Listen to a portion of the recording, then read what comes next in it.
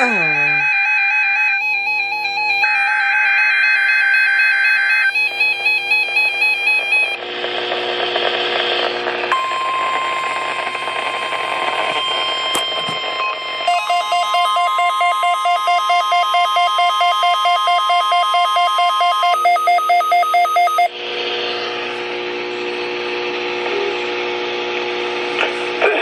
Of the NOVA weather radio warning device during potentially dangerous weather situations, especially big receivers are automatic activating to warn of impending hazards.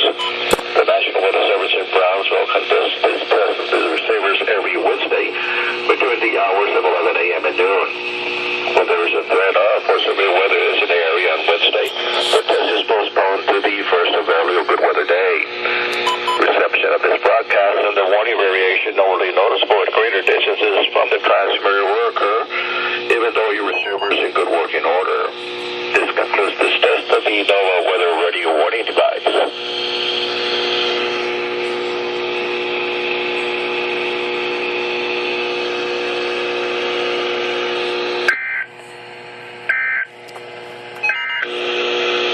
Predicted times for the South Padre Island jetties today, along at 6:55 p.m.